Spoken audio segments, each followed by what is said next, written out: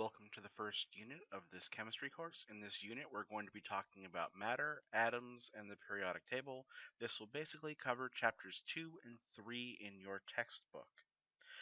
For this video and all future videos, it would be helpful if you have your notebook and a writing utensil out before you actually start playing the video.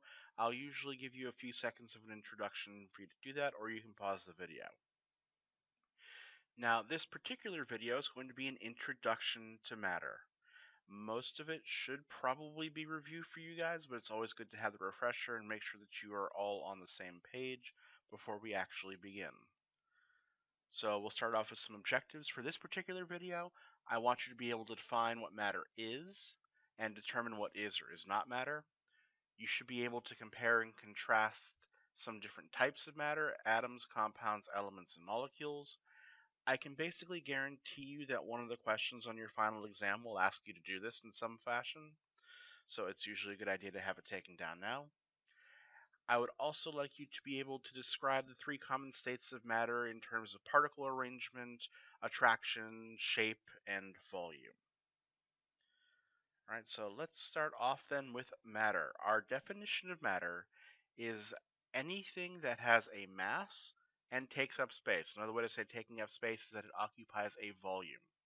All right, so anything physical or tangible that you can hold is matter, basically.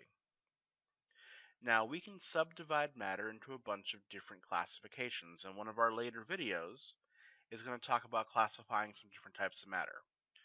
Right now, I want to start off with some of the basic ones, right? So, our two large categories of matter that we can call it.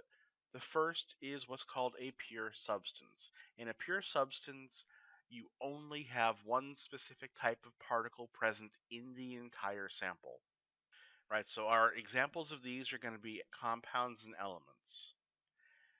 Then we're going to have mixtures. Mixtures are something we're going to cover in a later video because I also want to go over how to separate mixtures to get pure substances from them. Right, so pure substances, mixtures are the two large, broad categories of matter. We're going to start off dealing with some pure substances right now. Right, so the first type of pure substance we're going to deal with is what's called an element. Now, when we're talking about particles, the smallest particle of an element that retains the properties of that element is called an atom. Atom comes from the Greek word atmos, which means indivisible. The key thing about an element, again, is that in an element, every single particle in that element is the same exact type of atom, right? So that sample of gold that I have in the lower left-hand corner, every atom in that sample is an atom of gold. The hydrogen-filled balloon, every atom in that hydrogen balloon is a hydrogen atom. Right, so these are elements. Every atom in that sample is exactly alike. Our second pure substance is a compound. So if an atom is the smallest form of an element that has the properties of that element, a molecule is the smallest particle of a compound that has the properties of that compound.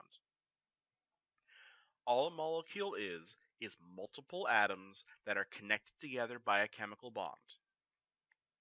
Right? For some elements like hydrogen, a molecule can consist of two of the same atom.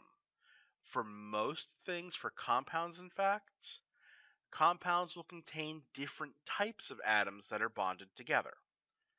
So, for example, I have water and sodium chloride.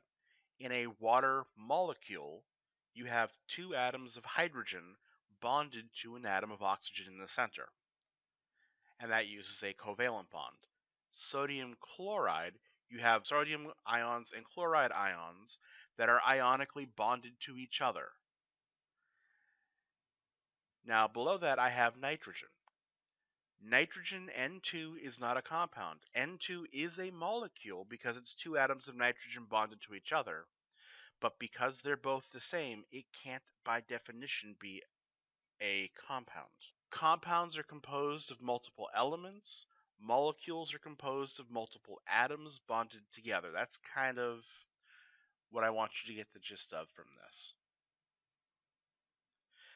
Now, if we talk about states of matter, again, a lot of this is review for you guys, right? So if we talk about solids, liquids, and gases, The particles in a solid, they are held together in place, very rigid, so they have a definite shape and a very definite volume. And because the particles are so close together, they are very strongly attracted to each other. So they have strong attractive forces. Now, since solids tend to exist at low temperatures, they don't have a large amount of kinetic energy. Remember, kinetic energy is the energy of motion. Well, kinetic energy depends on the temperature that a sample is at. Temperature is actually a measure of kinetic energy, right? So solids, being low kinetic energy, are at low temperatures. In a liquid, the particles are still close. They're not as close as they are in a solid, but they're still pretty close, so the attractive forces between liquid molecules are still somewhat strong. Because liquids are at a higher temperature, they have higher kinetic energy than a solid, which means that they can move about a little bit more. Right? And because liquids can move about a little bit more, they, instead of having a definite fixed shape, will take whatever the shape of their container is. Their volume is still defined, right? So the volume of a liquid is going to be the same no matter the container you put it in, but it will just take whatever the shape of that container is. Gases, gases tend to be extremely far apart. Gases spread to take the entire volume of the container that they're in. Right? So they'll take the entire volume and the shape of the container. Gas particles want to be as far apart as physically possible. Because they're far apart, they have very weak attractions. Now, because gas particles also exist at high temperatures, they have high kinetic energy. So that means that they move very easily, rapidly, randomly in any direction they want to. Right, so that's a basic introduction to matter. Again, in a later video, we're going to go over mixtures. We're also going to go over different types of properties. If you have any questions, feel free to contact me or I will see you guys in class.